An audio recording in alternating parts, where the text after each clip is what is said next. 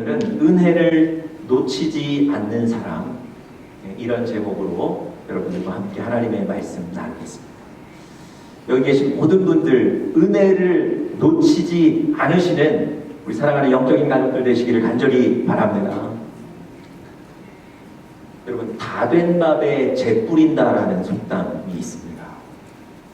여러분, 이 속담은요, 이제 거의 그 이익이나 재물을 내 손에 쥐게 됐는데 일이 잘못돼서 바로 눈앞에서 그 모든 것들을 놓쳐버린다는 뜻이 있는 속담이죠. 여러분, 이렇게 되면 얼마나 안타깝고 억울을 하겠습니까? 여러분, 이런 일이요, 한 스포츠 대회에서 일어났습니다. 2010년에 콜롬비아에서 세계 롤러스케이팅 선수권 대회가 있었는데요. 2만 미터를 뛰는 롤러스케이팅을 타고 2만 미터를 도는 경기가 있었습니다. 여러분, 이제 마지막 바퀴를 돌고 있는데 마지막 피니시 라인이 저 앞에 보이는 거예요. 그때까지도 이 콜롬비아 선수가 1등으로 달리고 있었습니다. 여러분, 마지막 피니시 라인이 거의 앞에 있을 때 이 콜롬비아 선수가 고개를 돌려서 뒤를 돌아봤어요. 뒤를 돌아봤더니 자기를 추격해오는 2위권 선수들이 그래도 자기보다는 조금 저 뒤에 쳐져 있는 거예요. 그러니까 이 선수가 다시 고개를 앞으로 돌려서 허리를 딱 펴는 거예요. 그리고 두 손을 듭니다. 이거 어떤 의미일까요? 이제 나 우승했다, 뭐 이런 얘기 아니겠습니까? 그리고는 자기 가슴을 치면서 우승 세리머니를 막 하는 거예요. 여러분, 그때 바로 그 뒤에 있던 한국의 이상철 선수가 마지막 스퍼트를 해서 그 피니시 라인을 발을 먼저 이 피니시 라인으로 들이밀게 돼요. 그래서 여러분, 그 대회에, 그 경기에 한국 선수가 우승을 하게 됐습니다. 여러분, 오늘 집에 가셔서 유튜브에 이상철 선수 치셔서 한번 그 영상을 보십시오. 여러분, 2만 미터를 달려왔다니까요. 한 30분을 스케이트를 타고 계속 돌아야 돼요. 허리 한번 피지 않고. 여러분, 이 콜롬비아 선수가 마지막 조금만 더 허리를 숙이고 달렸다면 사실 평생 우승 트로피를 가질 수 있었던 거예요. 마지막 순간에 그 기회를 놓쳐버린 거예요. 얼마나 안타까운 일입니까? 여러분, 하나님께서도 여러분과 저에게 가장 좋은 은혜를 주시기 원하세요. 그래서 여러분과 저에게 주실 은혜들을 이미 준비하고 예비하셨습니다. 그런데 만약에 여러분과 제가 이 콜롬비아 선수처럼 마지막까지 인내하지 못하고 마지막에 방심해서 하나님이 주시는 그 은혜를 우리의 목전에서 놓쳐버린다면 얼마나 안타까운 일이겠습니까? 여러분, 제가 이런 표현을 읽어본 적이 있습니다. 하늘나라에는 반송된 소포가 많이 쌓여있다. 그런 얘기 들어보셨습니까? 우리가 기도하고 우리가 하나님께 은혜를 구해서 하나님이 그에 맞는 은혜를 주신 거예요. 그런데 그 은혜를 받아야 되는 여러분과 제가 그것을 기다리지 못하고 어디론가 이사 가버렸다는 거예요. 그래서 그 소포들이 다시 하늘나라로 되돌아갔다는 거죠. 여러분, 오늘 우리가 읽은 이 열왕기하 5장 본문에 보시면 하마터면 목전에서 하나님이 주시는 은혜를 놓칠 뻔한 사람의 얘기가 나옵니다.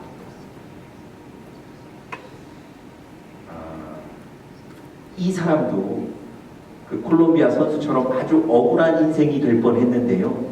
오늘 성경을 잘 보니까 마지막 순간에 그래도 이 사람은 하나님의 은혜를 얻었어요. 바로 나아만이라는 사람의 얘기입니다. 여러분, 이 나아만이라는 사람은요, 아람이라는 한 나라의 군대 장관이었던 권력 부를 지니었던 사람이었습니다. 그런데 이 사람이 몸에 문둥병, 나병을 가지고 있었어요.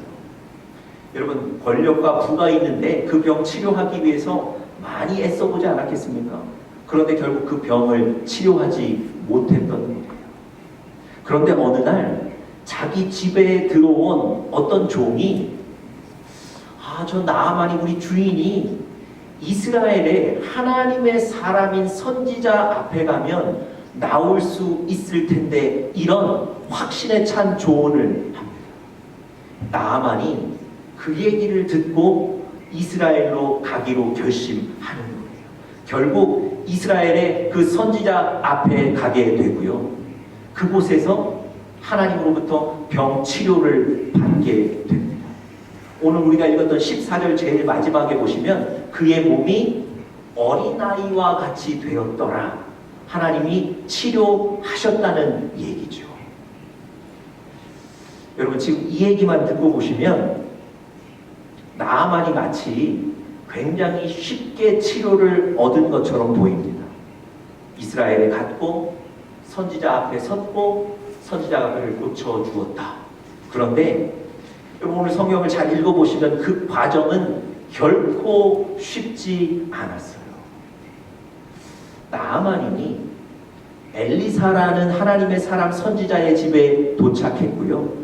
그 엘리사 선지자와 짧은 대화를 나누는데, 그 짧은 대화 끝에 이 엘리사가 뭐라고 얘기하냐면요, 나 치료받지 않겠다, 나 집으로 돌아가겠다, 폭탄 선언을 해요.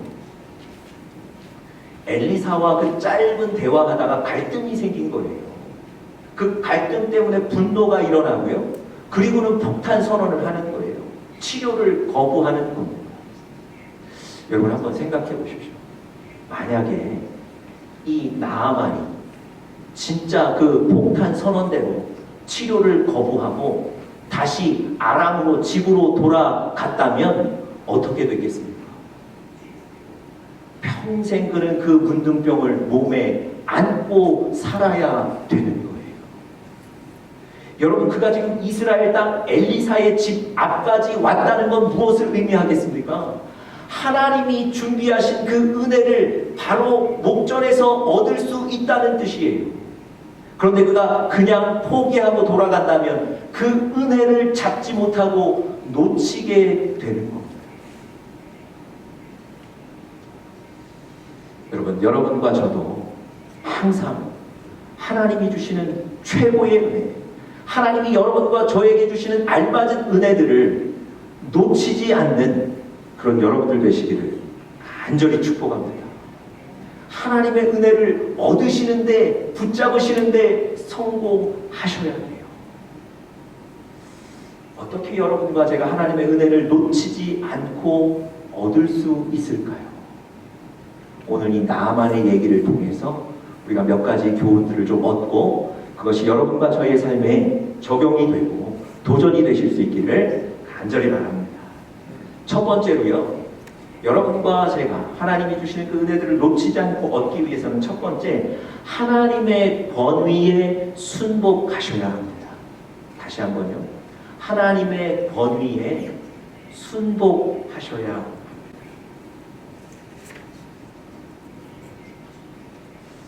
여러분, 이 나아만이 이스라엘에 와서 엘리사의 집 앞에 도착했을 때 엘리사가요, 사람 하나를 그 나아만에게 보내서 저 요단강에 가서 7번 몸을 씻으시면 당신의 병이 나을 수 있습니다, 이 얘기예요. 여러분, 엘리사는 지금 나아만의 치료의 방법을 제시한 거예요. 그러면 여러분, 나아만은 어떻게 하면 됩니까? 치료받으러 온 사람이잖아요. 제시한 치료의 방법을 받으면 돼요. 그것에 순종하고 나가면 됩니다. 그런데 여러분, 아까 얘기하셨던 대로 나아만이 그것을 거부한 거예요. 여러분, 엘리사가 지금 나아만에게 제시한 방법은 전통적으로 내려오는 민간요법이 아니에요. 하나님이 주신 방법이었어요. 여러분, 이 엘리사는 분명히 하나님이 부르셨던 선지자였고요. 더군다나 이 엘리사는 지금 나아만이 병치료를 위해서 자기에게 온다는 걸 이미 알고 있었던 사람이에요. 엘리사가 그것을 위해서 하나님께 기도하지 않았겠습니까? 하나님이 어떻게 하면 그 병을 치료할 수 있을 거라고 말씀해 주셨을 거예요. 그래서 엘리야가 지금 나아만에게 제시한 방법은 하나님이 주신 방법이었다는 거예요.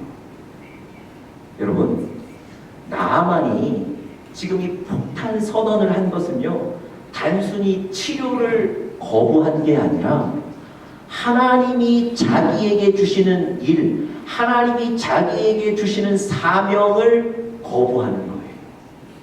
하나님의 권위에 순복하지 못하는 거예요. 여러분과 저의 삶을 잘 돌아보실 필요가 있습니다. 하나님이 지금 여러분과 저의 삶에 일하고 계시거든요. 하나님이 지금 여러분과 저의 삶에 말씀하고 계세요. 하나님이 여러분과 저를 특별한 곳으로 보내셨어요. 여러분, 그것을 받으셔야 돼요. 하나님이 지금 여러분과 저를 보내신 곳, 그것을 받으셔야 돼요. 하나님이 지금 여러분과 저의 삶에 주시는 일, 그걸 받으셔야 돼요. 설사 그것이 나에게 납득되지 않고, 설사 그것이 나에게 좋은 일이 아니어도, 내 눈에 보기에 불리한 일이어도, 하나님이 지금 여러분과 저의 삶에 주시는 일, 베푸시는 일이라면 받으셔야 돼요. 그게 바로 하나님의 권위에 순복하시는 겁니다. 여러분, 하나님의 권위에 순복하는 게 얼마나 중요한 일인지 몰라요.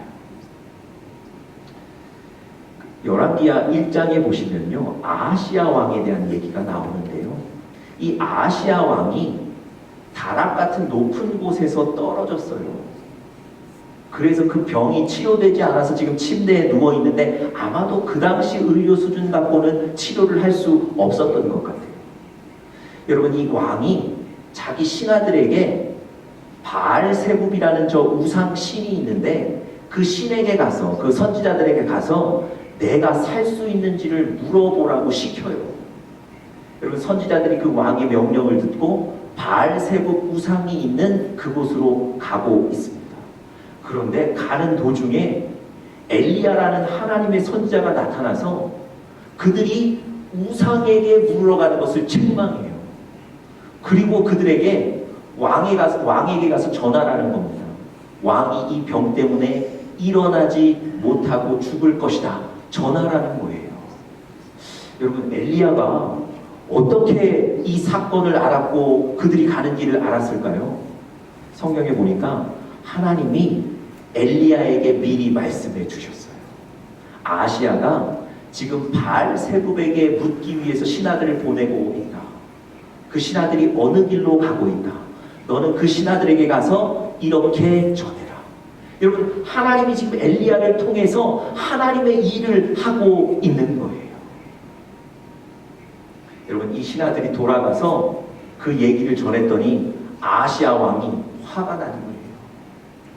여러분, 자기에게 사망 선고를 했는데 어떻게 그 얘기에 화가 나지 않겠습니까? 그래서 50명의 군사들을 보내서 엘리야를 잡아오도록 명령해요. 50명의 군사와 그의 대표인 50부장이 엘리야에게 가서 비난하고 조롱하고 그를 잡겠다고 얘기합니다. 엘리야가 그때 하나님께 이렇게 기도해요. 내가 만일 하나님의 사람이면 하늘에서 불이 내려와 이들을 사르게 하옵소서. 여러분, 기도가 좀 특이하지 않습니까? 내가 만일 하나님의 사람이라면, 이거 무슨 뜻일까요? 내가 하나님의 사람이어서 하나님의 일을 내가 한 것이라면 하나님 저들을 벌해 주십시오. 여러분, 하늘에서 불이 내려와서 그들 50명을 살라요. 여러분, 이 아하시야 왕이 다시 50명의 군사들을 보냅니다. 이 50명의 군사들이 또 와서 엘리야를 또 비난하고 조롱하는 거예요. 네가 뭔데 그런 예언을 하느냐? 네가 뭔데 우리 왕에게 그런 말을 하느냐? 다시 엘리야가 똑같이 기도하고 하늘에서 불이 내려와 그들을 사릅니다. 아하시야가 다시 50명, 세 번째 50명을 보내요. 그런데 이번에 온 50명의 대표인 50부장은 엘리야 앞에 가서 비난하거나 조롱하지 않아요. 이렇게 얘기합니다. 나와 우리 50명의 생명을 귀하게 좀 여겨주십시오. 우리의 생명을 하나님께 의탁합니다. 무슨 얘기일까요? 앞서 온 100명의 군사들은 하나님이 하신 일을 인정하지 않은 거예요. 하나님이 하신 말씀들을 인정하지 않는 거예요. 그런데 마지막 온 이 50부장과 군사들은 왕에게 예언한 일들, 도중에 신하들에게 온 일들, 이 모든 것이 하나님이 하신 일이라는 걸 인정하고 권위에 순복하는 겁니다. 여러분, 그 뒤에 어떤 일이 벌어졌을까요? 마지막 온 군사들과 엘리야가 함께 산을 내려갑니다. 여러분 보세요. 하나님의 권위에 순복하지 못한 사람들은 하나님이 징계하셨어요. 그런데 하나님이 하신 일을 믿고 권위에 순복하는 사람들, 하나님이 그 사람들은 구원하신 거예요. 여러분, 하나님의 권위에 순복하는 게 이렇게 중요합니다. 여러분, 나만의 얘기, 다른 사람의 얘기가 아니고 바로 여러분의 얘기입니다. 하나님이 지금 여러분에게 베푸신 일들, 하나님이 지금 여러분의 삶에 하고 계신 일들, 그 일들을 감사함으로 받으십시오. 그것이 하나님의 권위에 순복하시는 거예요. 여러분, 그런데 하나님의 권위에 순복하는 게 쉽지가 않습니다. 이게 문제죠. 왜 그럴까요? 나만이 왜 하나님의 권위에 처음에 순복하지 못했을까요? 여러분, 11절에 보시면 나만이 하나님의 권위에 순복하지 못했던 이유를 한 구절이 딱 설명해 줍니다. 자, 11절 한번 보세요. 제가 읽어보겠습니다. 나만이 노하여 물러가며 이르되 내 생각에는 그가 내게로 나와서서 그의 하나님 여호와의 이름을 부르고 그의 손을 그 불 위에 흔들어 나병을 고칠까 하였도다. 나의 생각에는 이라는 구절에 한번 집중해 보십시오.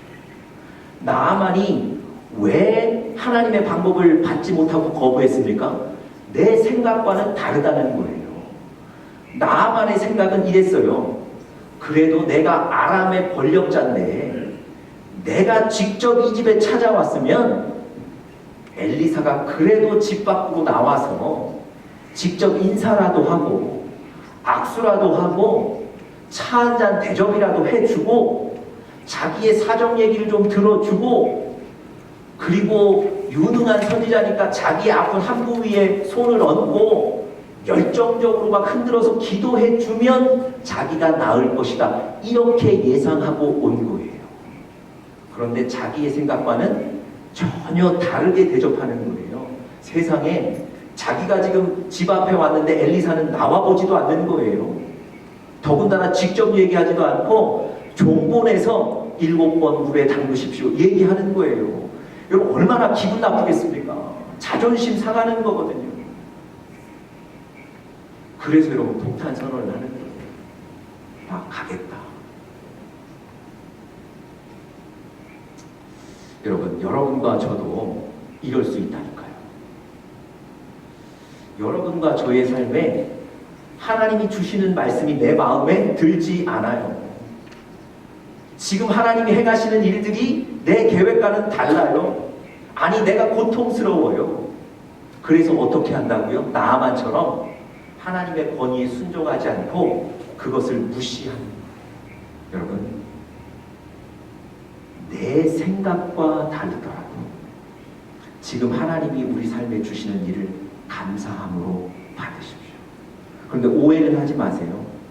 그러면 내가 이 상황에 그냥 주저앉아 그대로 있어야 되는 겁니까? 그건 아니죠. 기도하고 노력하셔야 되는데 하나님이 주신 일은 감사함으로는 받으셔야 된다는 거예요. 그것이 바로 하나님의 권위에 순복하는 일입니다. 그런 여러분들 되시기를 간절히 바랍니다. 그렇게 하시겠죠? 두 번째, 하나님의 은혜를 놓치지 않는 방법. 두 번째는 분노를 다스리셔야 됩니다. 분노를. 우리 자신에게 일어나는 분노를 다스리셔야 됩니다. 여러분, 분노라는 건 누구에게도 생길 수 있습니다. 그런데 그 분노가 여러분의 마음을 다스리셔서 그 분노를 따라가게 되면 결국은 하나님의 뜻에서 벗어나실 수밖에 없어요. 여러분, 분노가 여러분과 저를 하나님의 뜻으로 인도하지 않습니다. 여러분, 오늘 본문에 보시니까 나아만이 이 엘리사와 짧은 대화하다가 갈등이 생기고 그것 때문에 분노가 일어나죠.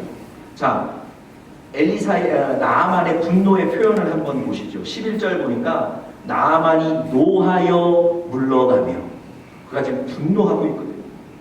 그리고 12절 마지막에도 보니까 분노하여 떠나니 그랬어요. 이게 지금 나아만의 분노의 모습을 성경이 지금 설명하는 겁니다.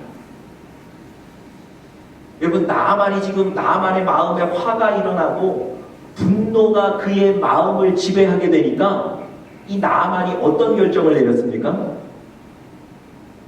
나 치료받지 않겠다. 나 여기서 그만두겠다. 나 집으로 돌아가겠다.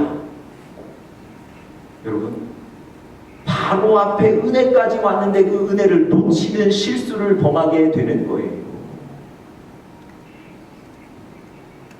여러분, 무엇이 나아만으로 하여금 이런 결정을 하도록 만들었습니까? 분노가요. 분노는 일어날 수 있지만 그 분노가 그를 다스리게 되니까 나 하나님의 방법 필요 없다. 나 떠나겠다. 이런 결정을 내리는 거예요. 자, 우리 다 같이 에베소서 4장 26절, 27절 말씀을 우리 스크린 통해서 한번 같이 읽어보겠습니다. 네, 우리 같이 한번 읽어봅시다. 시작. 분을 내어도 죄를 짓지 말며 해가 지도록 분을 품지 말고 마귀에게 틈을 주지 말라. 여러분, 성경은 분을 낼 수 있다는 걸 인정하는 거예요. 분을 내어도 여러분과 제가 분노할 수 있다는 거예요. 그런데 죄를 짓지 말며 해가 지도록 분을 계속 품지 말라는 거예요. 왜 그렇습니까? 그것이 마귀에게 틈을 내어주는 것이기 때문에 그래요. 여러분, 성경은 우리가 가진 분노 때문에 악한 영이 우리를 통해서 일하게 된다고 얘기하는 거예요. 여러분, 분노가 일어나서 분노가 우리를 다스리면 우리도 모르는 사이에 하나님을 막 부정하게 돼요. 분노가 우리 마음을 지배하면 다른 사람을 비난하고 저주하는 말을 서슴없이 하게 돼요. 분노에 압도당하면 하나님의 계획을 부정하게 된다니까요. 여러분, 분노가 우리를 하나님에게 범죄하도록 만드는 거예요. 여러분, 분은 내실 수 있지만 분노에 잠식당하시면 안 됩니다. 분노에 다스림을 받지 마시고 그 분노를 하나님 앞에 내려놓으시고 해결하시는 여러분들 되시기를 간절히 축복합니다. 유명한 축구 선수가 있었어요. 제가 이름만 내면 여러분들 다 아시는 분인데요. 이 선수가 한국 대표로 월드컵에 나가서 골까지 넣은 아주 유명한 선수입니다. 그런데 어느 순간 이 선수가 슬럼프에 빠져서 자기 기량을 발휘하지 못하는 거예요. 그래서 1부 리그에 뛸 수도 없었어요. 그래서 결국 이 사람이 2부 리그로 강등이 됐습니다. 여러분, 2부 리그는요, 운동장 사정도 별로 좋지 않고요, 관중도 수십 명밖에 오지 않습니다. 어느 날 그 2부 리그에 가서 축구 경기를 하게 되는데요, 관중 한 사람이 그 선수를 향해서 막 비난하는 거예요. 야, 네가 월드컵에서 골까지 넣은 사람 맞냐? 그러면서 이 선수가 골을 넣으면 멋진 세레머니를 하는데요, 야, 그거 한번 해봐라. 이 선수를 향해서 계속 비난합니다. 여러분, 관중이 얼마 없으니까 그 얘기가 정확히 이 선수의 귀에 들리는 거예요. 뛰면서 얼마나 화가 났겠습니까? 그런데 문제는 그 다음이에요. 이 선수가 운동장에서 경기를 하다 말고 갑자기 그 관중이 있는 스탠드로 뛰어 올라갔어요. 주변의 사람들과 심판이 말려서 뒤에 불상사는 없었지만 선수가 운동 중에 스탠드로 뛰어 올라가는 초유의 사태가 벌어졌습니다. 그것 때문에 이 선수가요, 한국 축구 역사상 가장 큰 벌금을 문 선수가 됐어요. 그렇게 기록에 남게 됐습니다. 여러분, 분노가 결단코 여러분과 저를 하나님의 뜻 가운데 있도록 인도하지 않아요. 여러분, 분노에 다스림 받지 않는 여러분들 되시기를 간절히 축복합니다. 마지막 세 번째로요, 하나님의 은혜를 붙잡으시기 위해서는 하나님의 말씀을 들을 수 있는 부드러운 마음을 가지셔야 합니다. 다시 한번요. 하나님의 말씀을 들을 수 있는 부드러운 마음을 가지셔야 합니다. 여러분, 나만이 지금 분노해서 나 치료 거부하고 집에 가겠다 그렇게 얘기하죠. 그때 종이 이 나아만에게 권면을 해요. 자, 13절 한번 보세요. 그의 종들이 나와서 말하여 이르되 내 아버지여, 선지자가 당신에게 큰 일을 행하라 말하였다면 행하지 아니하였으리이까 하물며 당신에게 이르기를 씻어 깨끗하게 하라 함이니까 하니. 이거 무슨 얘기입니까? 만약에 저 엘리사 선지자가 당신에게 병치료를 위해서 저 깊은 산골짜기에 혼자 올라가서 일주일 동안 아무것도 먹지 말고 금식하라 이렇게 얘기했다면 그 어려운 일이라도 했을 거라는 거죠. 그런데 요단강에 몸 7번 담그는 것, 이거 쉬운 건데 그냥 가시면 안 됩니다. 이거 하실 수 있지 않습니까? 권면한 거예요. 여러분, 나아만이 집으로 돌아가려고 그러다가 이 종의 권면 때문에 다시 돌이켜 요단강에 7번 몸을 씻고 난 뒤에 치유를 받는다니까요. 여러분, 나아만에게 이 권면을 한 종은 누구였을까요? 뭐 성경에 나와 있지는 않지만 아마도 처음에 엘리사에게 가면 당신의 병이 나을 수 있을 것입니다 얘기했던 믿음의 종이었을 거예요. 믿음의 종이 지금도 믿음의 권면을 하는데 나아만이 그 얘기를 듣는 거예요. 여러분, 생각해 보세요. 이 사람 종이라니까요. 종의 얘기를 들을 수 있는 부드러운 마음이 있는 거예요. 뿐만 아니라 분노에 찬 상태잖아요. 분노 때문에 지금 집에 가겠다고 결정한 정도의 사람이잖아요.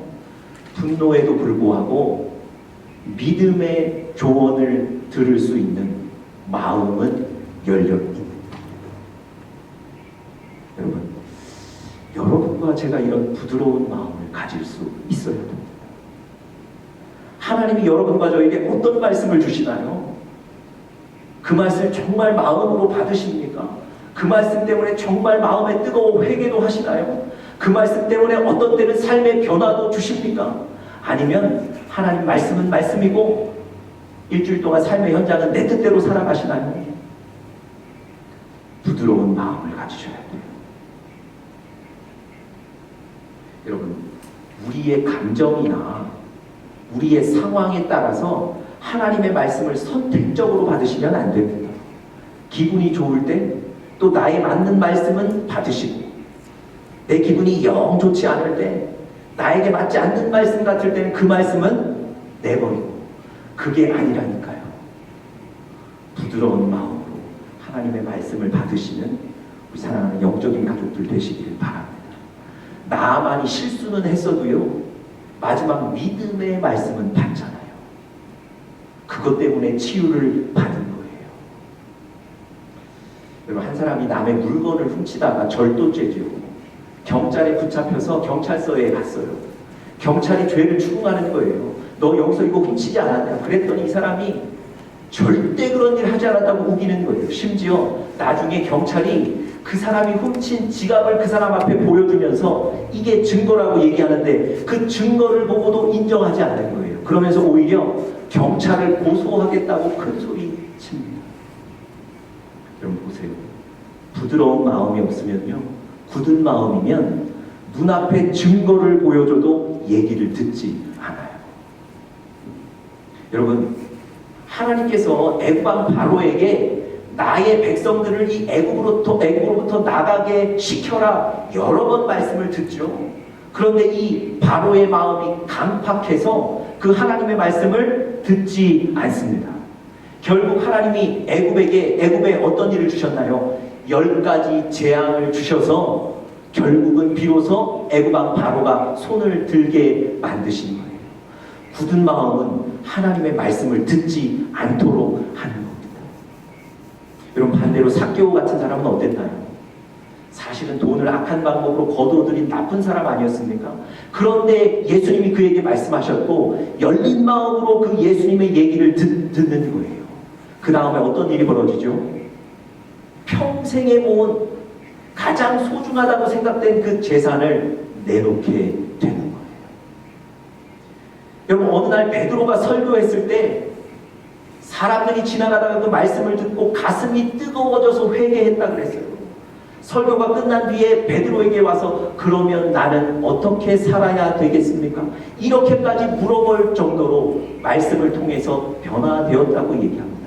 이 사람들은 어떤 사람일까요? 마음이 부드러운 사람, 하나님의 말씀을 받을 만한 사람들인 겁니다.